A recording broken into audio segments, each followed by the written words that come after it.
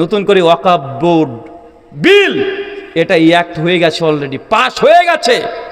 বাবরি মসজিদ তো একটা মসজিদ দখল হয়েছে, এটা যদি স্থায়ী যদি অ্যাক্ট হয়ে যায়, রাতারাতি লক্ষ লক্ষ যত মসজিদ, মাদ্রাসা, কবরস্থান রাতারাতি সরকার চাইলেই দখল করে নিতে পারে। পারে কি পারে না? এই তো 4 দিন আগেকার ঘোষণা, খবর হিন্দুস্তান টাইমেও আছে, টাইমস অফ ইন্ডিয়াতেও ছাপিয়েছে, বাংলা অনেকগুলো পত্রিকাতে ছাপিয়েছে। ইউপিতে যোগীর রাজ্যে 170খানা মাদ্রাসাকে সিল করে দিয়েছে অলরেডি, 170খানা মাদ্রাসা। আচ্ছা বলেন তো, আজ থেকে 500-600 বছর আগে আপনার বাপ দাদা তারা একটা জমি ডোনেট করেছে আল্লাহর জন্য, কেন মাদ্রাসা হবে? 500 বছর আগে মাসে কাগজের গুরুত্ব বুঝতো? কথা বলেন। কারণ 500 বছর পর কেউ যদি কাগজ দেখতে চায়, দেওয়াটা কি সম্ভব? এটা সম্ভব নয়। এখন এই কারণে এটাকে বেস করে, ভিত্তি করে লাখ লাখ মসজিদ, মাদ্রাসা, কবরস্থানকে দখল করে নিচ্ছে। কেননা জানে তারাও যে ভারতবর্ষে মুসলমানদের কত, কমপক্ষে 9 লক্ষ একর জমি মুসলিমদের সম্পত্তি আছে। আর এই সম্পত্তির উপরে এমন এমন ভারতবর্ষের বিখ্যাত বিখ্যাত প্রতিষ্ঠান গড়ে আছে, এটা যদি মুসলিমরা যদি দখল করে নেয়, ভারতবর্ষের বৃহত্তর অনেক অনেক বড় বড় জিনিস এই ওয়াকফ সম্পত্তির উপরে নির্মাণ করা হয়েছে। শুধু কলকাতার দেখেন, কলকাতায় যদি দেখেন, গোটা পশ্চিমবাংলায় ওয়াকফ সম্পত্তি কতগুলো আছে। ভারতবর্ষের রেলের যে জমি, তার অনেক অংশই ওয়াকফ সম্পত্তির উপরে আছে। ভারতবর্ষের বিখ্যাত ধনী ব্যক্তির নাম কি? আম্বানি যে বাড়িটা করেছে, কোন জমির ওপরে? তো এখন তাদেরকে বাঁচাতে হবে না? এখন যদি মুসলিমরা যদি এই জমির যদি দাবিদার হক যদি হয়ে যায়, তাহলে বলেন তো এই সব বাড়িগুলো থাকবে না? তার জন্য এখন বাধ্য হয়ে এই কাজটাকে করতে হচ্ছে। আল্লাহ নবী বলছেন, কেউ যদি একটা মসজিদ নির্মাণ করে দেয়, বাইতুল ফিল জান্নাহ, তার জন্য জান্নাতে একটা ঘর আছে। কিন্তু আমাদের বাঙালি মুসলিম শিক্ষা দীক্ষা আমরা কম, আমাদেরকে বোঝাচ্ছে দেখেন ওয়াকফ সম্পত্তি তো এর আগে বিভিন্ন রাজনৈতিক দলের নেতারা অনেক অনেক খেয়েছে, তো আমরা এটাকে নিয়ন্ত্রণ করতে চাই। এটা নিয়ন্ত্রণ করে সঠিকভাবে এটা মানুষের মধ্যে মুসলিম সোসাইটির উন্নতির জন্য আমরা ব্যবহার করতে চাই। ভাই যারা বলছে তাকে আপনি বিশ্বাস করতে পারবেন? যারা মুসলমানদের মসজিদের উপরে শুধুমাত্র একটু জুমার নামাজ পড়বে এই অনুমতি দেয় না, তারা নাকি মুসলমানের সম্পত্তি আর মুসলমানকে ভাগ দিবে। ভাই এটা মানুষ না পায় যাবে? বলেন তো ওরা কি আমাদেরকে বোকা মনে করে না? তারা নিজেরাই বোকা। যে আমাদের মসজিদের উপরে আমাদেরকে সপ্তাহে একদিন নামাজ পড়তে দেবে না, মসজিদে আজান দেওয়ার জন্য অনেক জায়গাতে বাধাগ্রস্ত করছে। যদি আলহামদুলিল্লাহ পশ্চিমবাংলা এই দিক দিয়ে গোটা ভারতের মধ্যে সব জায়গাতে সুখী, যদি কোনো জায়গা থেকে ধর্ম নিয়ে কোন্দল হয় না, পশ্চিমবাংলা কয়েক নম্বরে চলে আসবে। কিন্তু তাদের রাজ্যে যারা এই দাবি করছে, মুসলমানদের ফ্রিজে গরু গোস আছে না নাই এই সন্দেহ, কতজনকে মব লিঞ্চিং করে দিয়েছে, কয়েকশো মুসলমানকে হত্যা করা হয়েছে কি হয় নাই? কথা বলেন তো। যারা এই কাজটা করছে তারা বলছে আমাদের নাকি কল্যাণ চাই, আমাদের নাকি উপকার করতে চায়, আমাদেরকে নাকি খুব ভালোবাসে। তারা মানে আমাদের ভালোবাসাতে তারা নাকি মানে এতটাই ভালোবাসে যে আমাদেরকে নিয়ে এত কিছু চিন্তা করে। চিন্তা করতে পারছেন? আমি বুঝি না যে এটা কাকে কি বুঝায়। আমি রাজনীতি নিয়ে কোনোদিন কথা বলিও না, রাজনীতি করতেও চাই না। তবে এ কথা বলি, মুসলমানের সম্পত্তি যারা খেয়েছে, কিন্তু তুমি তো শুধু খাবে না, পুরো দখল করে নিবে। আমার জমি পড়ে আছে এখানে, আমি এটা একটা কাজ করি না, গ্রামের মানুষ এসে মানে ছাগল চড়াচ্ছে, নিজে উপকৃত হচ্ছে, ঠিক আছে সমস্যা নেই, করতে থাক। কিন্তু কেউ যদি এসে বলে জমিটা এখন আমার, দখল করে নিয়ে চলে যেতে চাই, তাকে দেবেন? আমার সম্পত্তি যারা খাচ্ছে খাক, মুসলমানরা কোনো অভিযোগ প্রতিবাদ করছে না। কিন্তু যখন দখলদারিত্ব হচ্ছে তখন মুসলমান কি বসে থাকবে? কথা বলেন না। মুর্শিদাবাদকে কেন্দ্র করে গোটা পশ্চিমবাংলাতে এখন আগুন দাও দাও করে জ্বলাচ্ছে। মুর্শিদাবাদ নাকি এখানে দাও দাও করে আগুন জ্বলছে, মুসলমানরা নাকি হিংসা করছে। ভাই প্রত্যেকটা ফেক নিউজ, প্রত্যেকটা সোশ্যাল মিডিয়াতে এখন দেখা যাচ্ছে যে ঝাড়খণ্ড আর বিহার থেকে 170 জন পুলিশ গ্রেফতার করেছে। সেই দিন 170 জনের মধ্যে সিংহভাগ তারা হিন্দি ভাষাতে কথা বলছে। এই মালগুলোকে পশ্চিমবাংলার সুতি, শামশেরগঞ্জ, ধুলিয়ান, এরা হিন্দি কথা বলে নাকি? আরে এটা বাঙালি, তা তার চার্জশিট লেখার সময় হিন্দি বলছে। কে ভাই এরা? কে এরা? কোথা থেকে এসেছে? সব অন্য জায়গা থেকে এখানে ঢুকে পড়েছে। মুর্শিদাবাদকে, পশ্চিমবাংলাকে, যেখানে আজ পর্যন্ত অধীর রঞ্জন চৌধুরী গত 3 দিন আগে ভাষণ দিয়েছে, পশ্চিমবাংলার মুর্শিদাবাদের আমাদের প্রাক্তন এমপি, সংসদে তিনি ছিলেন কংগ্রেস থেকে। কোন ধর্ম আমরা এটা দেখতে চাই না, সে কোন পার্টি করে এটা দেখতে চায় না। অধীর রঞ্জন চৌধুরী চমৎকার একটা কথা বলে দিয়েছেন, গত 3 দিন হলো তিনি বলেছেন পশ্চিমবাংলায় মুসলমানরা কমপক্ষে 60% মুসলিম আছে, শামশেরগঞ্জে 80% মুসলমান আছে। মুসলমানরা যদি আতঙ্কবাদী সন্ত্রাসী হতো তাহলে এত বছর ধরে তারা একসঙ্গে বসবাস করছে, এতদিন ধরে একটাও হিন্দু এই মুর্শিদাবাদে থাকতে পারতো না। এটা থেকে প্রমাণ হয় মুর্শিদাবাদে মুসলমান এরা কখনোই এরা হিন্দু বিদ্বেষী না, এরা ভ্রাতৃত্ব নিয়ে চলতে চায়। তার জ্বলন্ত দৃষ্টান্ত দীর্ঘদিন ধরে, কয়েকশো বছর ধরে মুর্শিদাবাদে কোনো সাম্প্রদায়িক দাঙ্গা নাই, হয় না। কিন্তু এই দেখেন 2-4 দিন থেকে শুরু হয়ে গেছে। আজ থেকে 3 মাস আগে ওই যে জঙ্গিপুর রেল স্টেশনে একজন বোম রাখতে গিয়ে ধরা পড়েছে হাতে নাতে, মিডিয়াতে দেখেন নাই? ধরা পড়ে যখন তারকে তদন্ত করা হচ্ছে, 2 জন, একজন দাস একজন হালদার টাইটেল, এরা মুসলমান, এরা মুসলমান। তদন্ত বড় বড় মূল স্ট্রিম যেসব মিডিয়াগুলো দেখাচ্ছে না। আজকেও রিপোর্ট পেশ করেছে যে 170 জনকে গ্রেপ্তার করেছে, তার সিংহভাগ মুসলিম না, তারা মুসলিম না, এ রাজ্যেরই না, বাইরে থেকে এসছে। তারা এসে পশ্চিমবাংলাকে অশান্ত করার চেষ্টা করছে। তো জেনে রাখেন, কলকাতার অনেক হিন্দু, মুসলিম, খ্রিস্টান, বৌদ্ধ বড় বড় কমিউনিটি আছে, তার রাস্তায় নেমে পড়েছে যে পশ্চিমবাংলায় ভ্রাতৃত্বকে, মুসলমান, হিন্দু, খ্রিস্টান একসঙ্গে মাজাতে মাজা বেঁধে নেমে এইসব হিংসা রাজনীতি পশ্চিমবাংলা থেকে তাড়াতে হবে। আমাদের একটাই কাজ, আমরা ধর্ম চর্চা করি কিন্তু আমরা হিংসা ছড়াই না। হিংসা ছড়াই কথা বলেন। আল্লাহ সুবহানাহু ওয়া তাআলা এই আমাদের প্রত্যেকজনকে এইসব কথাগুলো বোঝার তৌফিক দান করে। চলে বলি আল্লাহুম্মা আমিন। সম্মানিত সুধী, প্রথম আমল বললাম, এক, দুনিয়াতে একটা মসজিদ কায়েম করা। তাই জান্নাতে কি পাবেন? জান্নাতে ঘর পাবেন। অনেকে ভাবছেন যে রুহুল ভাই, মসজিদ তৈরি করে কি 4 কেনে ব্যাপার, আমি সাধারণ মানুষ, এত সম্পত্তি তো আমার নেই। চাচা, টেনশন করবেন না। সুনান ইবনে মাজাহ হাদিস নাম্বার 798, আল্লাহ নবী বলছেন, কেউ যদি দুনিয়াতে একটা পায়রার ডিমের সমান, বলেন তো কিসের সমান?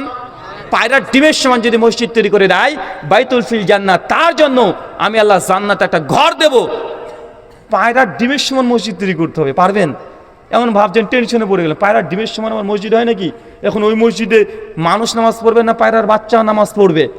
এই হাদিসের ব্যাখ্যা করছে ইমাম হাজার আসকালানি ফাতুল বারি আলা সাহিহুল বুখারী হাদিস না 450 ব্যাখ্যা করে তিনি বলছেন, এখানে পায়রার ডিমের সমান বলার অর্থ এটাই, কোনো মুসলমান যদি দুনিয়াতে আল্লাহর জমিনে একজন মানুষ নামাজ পড়তে পারে এমন এক ব্যবস্থা করে দেয়, তারপরেও তাকে জান্নাতে ঘর দেওয়া হবে।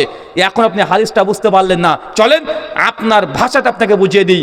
এলাকাতে রাজমিস্ত্রি আছে, ইঞ্জিনিয়ার আছে, কালকে চলে যাবেন, বলবেন দাদা একজন মুসলমান, একজন মানুষ নামাজ পড়ার জন্য কতটুক জায়গা লাগে? আমার হিসাব 2 ফিট বাই 4 ফিট, মানে একটা জায়নামাজ, এক মুসাল্লা 2 ফিট বাই 4 ফিট। রাজমিস্ত্রিকে বলেন যে দাদা 2 ফিট বাই 4 ফিট ইট, সিমেন্ট, বালি, রং মিস্ত্রি, যাবতীয় মিস্ত্রি, ইন টোটাল একটা স্ট্রাকচার দাঁড় করাতে কত টাকা খরচ হবে বলেন তো? ইঞ্জিনিয়ার বা রাজমিস্ত্রি বলতে পারবে কি পারবে না? পারবে। আপনি বলে দেবেন 40,000 বা 45,000 বা 80,000। আপনি নিয়াত করে নেন যে একজন ব্যক্তি নামাজ পড়তে পারে এতটা জমিন হলেও এই আল্লাহর জমিনে একটা মসজিদ আমি তৈরি করে দিয়ে দিব। যদি মসজিদ তৈরি হয়, মসজিদ কমিটিকে বলে দেন এক মুসাল্লা তৈরি করতে যা খরচ হয় আমি একাই দেব, 40,000 হোক, 25,000 হোক বা 1 লাখ হোক। পারবেন কি পারবেন না? পারবেন তো চাচা ইনশাআল্লাহ?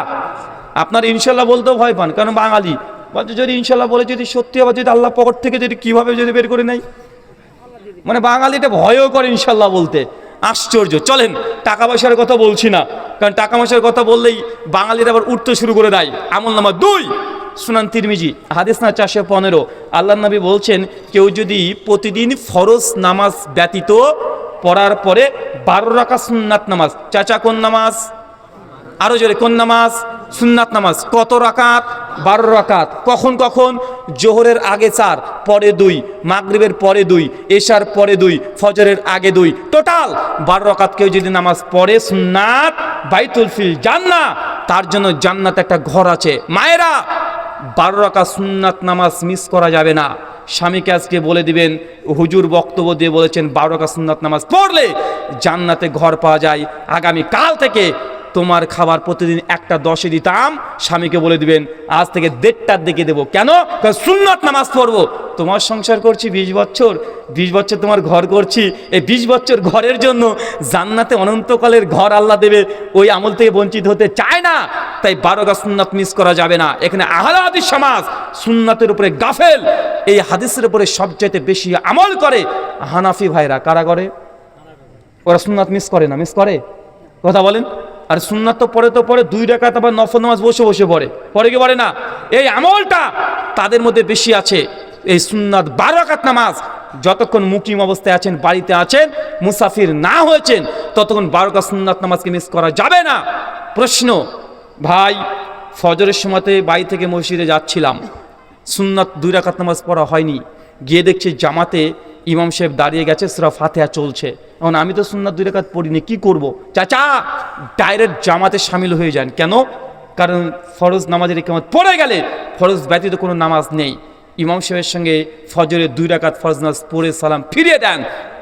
চট জলদি উঠেই 2 রাকাত যে আগে সুন্নাত পড়তে পারেননি এটা পড়ে নেন। কথা কি বুঝতে পারলেন? তারপর আপনাকে পড়তে হবে। এটা সুন্নাত 12 রাকাত নামাজকে হেফাজত করতেই হবে ইনশাআল্লাহ। আমল নাম্বার 3 সুনান দারিমি হাদিস নাম্বার 438। শেখ আলবানী সহিহুল জামে মধ্যে হাদিসকে সহিহ বলেছেন। শেখ আরনাউত কিছুটা দুর্বল বলেছেন কিছু ত্রুটির কারণে। তবে শেখ আলবানী 4টে সনদ থাকার কারণে হাসান লি গয়রি বলেছেন। আল্লাহ নবী বলছেন কেউ যদি প্রতিদিন 10 বার সূরাতুল ইখলাস পাঠ করে। চাচা কোন সূরা? সূরা ইখলাস মুখস্থ আছে? না বাবা মুখস্থ নেই, আমি তার মাদ্রাসায় পড়িনি। চাচা সূরা ইখলাস আপনার মুখস্থ আছে, নামটা জানেন না তাই তো। বাবা কোন সূরাটা? ওই যে সূরা কুল, আপনি যেটা জানেন, কুল হু আল্লাহু আহাদ, বলো তিনি আল্লাহ এক এবং অদ্বিতীয়। আল্লাহুস সামাদ, তিনি আল্লাহ কারো মুখাপেক্ষী নন। লাম ইয়ালিদ ওয়া লাম ইউলাদ, তিনি আল্লাহ কোনো সন্তান জন্ম দেননি, তিনিও কারো সন্তান না। ওয়া লাম ইয়াকুল লাহু কুফুয়ান আহাদ, আল্লাহর সমতুল্য সমকক্ষ কেউ নেই। এই সূরাটা কেউ যদি 10 বার পাঠ করে বাইতুল ফিল জান্নাহ, তার জন্য জান্নাতে ঘর আছে। পড়ব তো ইনশাআল্লাহ? পড়ব তো ইনশাআল্লাহ? আজকের পর থেকে মিস হবে না মায়েরা। 10 বার প্রতিদিন সূরাতুল ইখলাস, এটা মিস করা যাবে না। হুজুর একটা প্রশ্ন আছে। জি, আমরা মেয়েরা 3 দিন 5 দিন 7 দিন অপবিত্র অবস্থায় থাকি, মেন্স পিরিয়ড হাইজ ঋতুস্রাবের কারণে। তো হুজুর এই 3 দিন 5 দিন 7 দিন 10 দিন নাপাক অবস্থায় আছি, এই সময় কি তাহলে কি সূরা ইখলাস পাঠ করা যাবে? জি, এই সময় তো সূরা ইখলাস যদি মাথায় মুখস্থ থাকে, এই মুখস্থ স্মৃতিশক্তি থেকে আপনি জিহ্বা নড়িয়ে আপনি পড়তে পারবেন। এই সময়তে দোয়া, জিকির, আজকার, তাসবিহ, তাহলিল সবগুলো করতে পারবেন। কি পারবেন না? এই সময়তে কোরআন মাজিদকে ডাইরেক্ট টাচ করতে পারবেন না। কি পারবেন না? রোজা রাখতে পারবেন না, নামাজ পড়তে পারবেন না, হজ উমরাতে গিয়ে তাওয়াফ করতে পারবেন না। বাকি সব কাজ আপনি স্বাভাবিকভাবে করতে পারবেন। কথা কি বুঝতে পারছেন?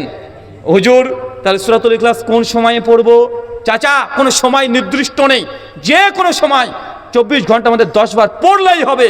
প্রশ্ন, রান্না করছিলাম, রান্না করতে করতে মনে পড়ে গেছে আজ তো পড়িনি, তাহলে এখন কি পড়তে পারবো? জি, রান্না অবস্থা তো পড়তে পারবেন। হুজুর বিছানায় শুয়ে পড়েছি, শুয়ে পড়া যাবে? জি যাবে। রাস্তাতে দৌড়ছি, পড়তে পারবো?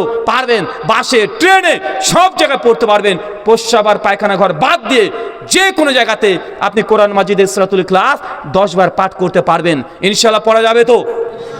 পড়া যাবে মানে তাহলে হুজুর আর মসজিদ নির্মাণ করব না, ফালতু তো টাকা দিয়ে মসজিদ নির্মাণ করে লাভ কি? 10 বার সূরা ইখলাস পড়লেই তো জান্নাতে ঘর। আর বলছে হুজুর আপনি বলেন কি? আপনি বলতে আমি 7 বার পড়ে ফেলেছি অলরেডি।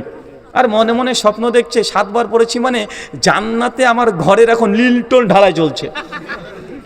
ভাই এটা একদিন পড়লেও হবে না। যদি মনে করেন যে একদিন পড়বে না জান্নাতে ঘর পেয়ে যাবেন, এটা একদিনকার আমল নয়, এটা আমলে খাস, এটা খুশুসি আমল, ব্যক্তিগত পার্সোনাল আমল। জিন্দগিতে আপনি মিস করবেন না। স্বেচ্ছায় অনিচ্ছায় যদি ভুল হয়ে যায় আল্লাহ ক্ষমা করবেন, কিন্তু ইচ্ছাকৃত অনিয়ার কারণে এই সূরা ইখলাস মিস করা যাবে না। পড়বেন ইনশাআল্লাহ। বলেন কয়টা আমলের কথা বলেছি? 3টা। আর একটা 4 নম্বর আমল সুনান তিরমিজি হাদিস না 478। শেখ আলবানী সহিহ বলেছেন, আল্লাহ নবী বলছেন কোন বান্দা যদি প্রতিদিন ফজরের সালাত আদায় করেছে, তারপর জায়নামাজে বসে আছে, অনার্থক কোনো কথা বলেনি, মাঝখানে তসবিহ তাহালিল জিকির আজকার কোরআন মাজিদে ব্যস্ত ছিল। একটু পর সূর্যটা উদিত হয়েছে, লাল লালিমা চলে এসেছে। এই ওয়াক্তকে কি ওয়াক্ত বলে? চাস্তের। কেউ যদি চাস্তে 4 রাকাত সালাত যদি আদায় করে, আল্লাহ নবী বলছেন বাইতুল ফিল জান্নাহ, তার জন্য জান্নাতে ঘর আছে। চাচা, ফজরে আপনি যান আমি জানি, কিন্তু ফজরের নামাজ দ্রুত আপনি শেষ করে দৌড়তে দৌড়তে গিয়ে চায়ের দোকানে গিয়ে আড্ডা দেন, গিয়ে বলেন একটা দুধ চা দে আর 350 জর্দা দে, পান দে। চাচা, ওই জর্দা পান খেয়ে জান্নাতে ঘর পাওয়া যাবে না। পাবেন নাকি? কথা বলেন। আপনাকে মসজিদে বসে থাকতে হবে জায় নামাজের উপরে। অনার্থক কোনো কথা, বাজে কোনো কথা, কোনো গল্পতে মেতে ওঠা যাবে না।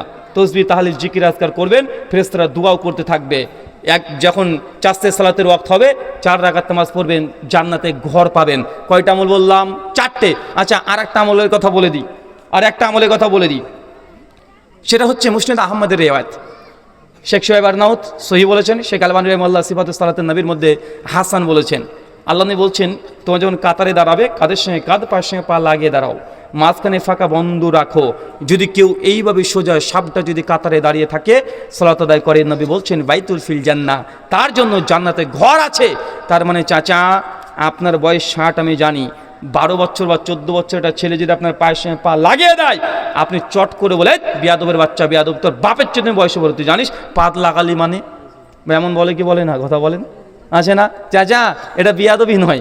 কাদের সঙ্গে কাঁধ, পায়ের সঙ্গে পা লাগিয়ে সালাত আদায় করা, এটা নবীর সুন্নাহ। এটা কি? কথা বলেন। নবীর আদেশ, সুন্নাত। যদি পালন করেন জান্নাতে ঘর পাবেন।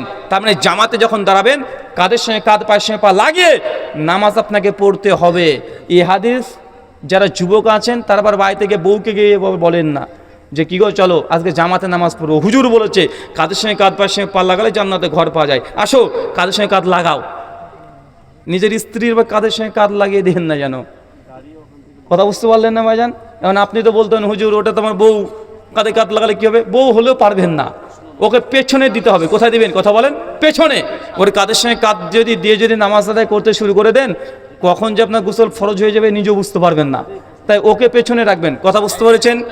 আমল কয়টা বললাম চাচা? কয়টা আমল বলেছি? 5টা। চট করে দাঁড়িয়ে একজন বলেন তো কি কি আমল বললাম? বলেন। সব আলোচনা ভুলে গেলে 5টা পয়েন্ট ভুলবেন না। আজকে আলোচনা থেকে যেটা শিখলেন, কয়টা আমল বলেছি? 5খানা, যে আমলগুলো করলে জান্নাতে ঘর পাবেন। শুধু আমলগুলো বলে না, হাদিস নাম্বার বলতে হবে না, বক্তব্য দিতে হবে না, শুধু আমলগুলো। কে বলতে পারবেন একজন? কিরে ভাই হাত তুলে না কেন? না টাকার অফার না করলে তুলবেন না? হ্যাঁ যেন 5 দুগুণে 10, 5টা বলতে হলে 100 টাকা দেবো। একটু আগে দিয়েছেন একজনকে 300 টাকা। বলেন 5টা শুধু আমলের নাম বলেন, তাহলে 100 টাকা দেবো। 1 ঘন্টা ব্যাপী আলোচনা শুনছেন, কিছু ইনকামও হোক আপনার। কে পারবেন? দেখেন বা গুগল টুগল করে না মাঝখান থেকে আবার। ওইভাবে তার হবে না রে বাবা। টাকা পয়সার ব্যাপার ভাই, খুব সূক্ষ্ম বিষয়। আরে ভাই শুধু আমলগুলোর নাম বললেই হবে, পয়েন্টগুলো, হেডিং, জাস্ট হেডলাইন, ভেতরে বলতে হবে না। সব টেনশনে পড়ে গেছে, মানে আমার টাকাটা বেঁচে যাচ্ছে। আপনি বলবেন না? আচ্ছা 5 সেকেন্ড সময় থাকলো। আর 1 2 3 4 5 স্টপ। যান, টাকা আর পেলেন না। আমি বলে দিই, 1 মসজিদ নির্মাণ করা, মসজিদের জন্য ব্যয় করা। মায়েরা, মসজিদের জন্য যদি কোনোদিন কেউ চাঁদা চাইতে আসে, 1 টাকা দিলেও দেবেন, খালি হাতে কোনো ফেরত দেবেন না। যদি টাকা পয়সা না থাকে, খালি হাতটা ওই ব্যাগের মধ্যে দিয়ে বরকতের দোয়া করে দিবেন যে আল্লাহ তুমি এই মসজিদকে কবুল করো। আসমানের রব যদি একবার কবুল করে নাই, ইনশাল্লাহ মসজিদ অটোমেটিকই তৈরি হবে। আমল 2, 12 রাকাত সুন্নাত নামাজ। 3 সূরাতুল ইখলাস 10 বার। 4 চাস্তে সালাত 4 রাকাত। 5 জামাতে যখন সালাত আদায় করবেন, কাদের সঙ্গে কাঁধ, পায়ের সঙ্গে পা লাগিয়ে দাঁড়াতে হবে। মনে থাকবে তো এবার ইনশাল্লাহ? নাকচেত আমরা আলোচনা করে চলে যাই ঘন্টা ব্যাপী ধরে, তখন বলছে এই কেমন আলোচনা হয়েছে রে? বলছে জবর আলোচনা হয়েছে, হেব্বি হয়েছে, কঠিন দিয়েছে। তো কি বলেছে ভাই? বলছে কি যে বলেছে, চুলকাচ্ছে, কি যে বললো। সব ভুলে গেছে বা এই আলোচনা মানে আছে যদি আপনি কিছু নিয়ে যেতে না পারেন বাড়ি পর্যন্ত, 5টা মনে থাকবে ইনশাআল্লাহ। আল্লাহ তুমি এই 5টা আমলের মধ্যে যে কোনো একটা আমল আমাদের জন্য কবুল করে নেয়, সকলে বলি আমিন। প্রশ্ন উত্তর আছে? হ্যাঁ জি জি, শুকরান, বারাকাল্লাহ ফিক, জাযাকাল্লাহ খায়রান। প্রশ্নোত্তর হবে, কেউ একজন উঠবেন না, জাস্ট 15 মিনিট এখন প্রশ্নোত্তর পর্ব হবে। শেখ মাদানী হাফেজাহুল্লাহ তিনি প্রশ্নের অ্যান্সার করবেন। সুন্নাতি দোয়া আছে, মজলিস ভাঙ্গে দোয়া আছে, এই দোয়ার আদব যেন রক্ষা করে যেন। বারাকাল্লাহ ফিক। আমার চেয়ে তো দূরে নাকি রে ভাই? না, আপনি তো বাদে অনেকগুলো লোক নিয়ে আসে। আচ্ছা আচ্ছা, মাশাআল্লাহ, বারাকাল্লাহ ফিক, শুকরান। ঠিক আছে, ফোনে কথা হবে। বারাকাল্লাহ ফিক। সুন্নাতি দোয়া খতম করে যাবেন, ঠিক আছে? আগে আগে কে কে পালাবেন বলেন তো, হাত তোলেন এবার। হ্যাঁ, সুন্নাতি দোয়া না পড়ে কে কে চলে যাবেন, একটু হাত তোলেন তো দেখি। মাশাআল্লাহ, সব ভালো ছেলে রে ভাই। আল্লাহ তুমি কবুল করে সকলকে আমিন। ওয়ামা আলাইনা ইল্লাল বালাগ। আসসালামু আলাইকুম ওয়া রাহমাতুল্লাহি ওয়া বারাকাতুহু। জি শেখ, জাযাকাল্লাহু খাইরান ওয়া আহসানুল জাযা। আমরা এতক্ষণ ধরে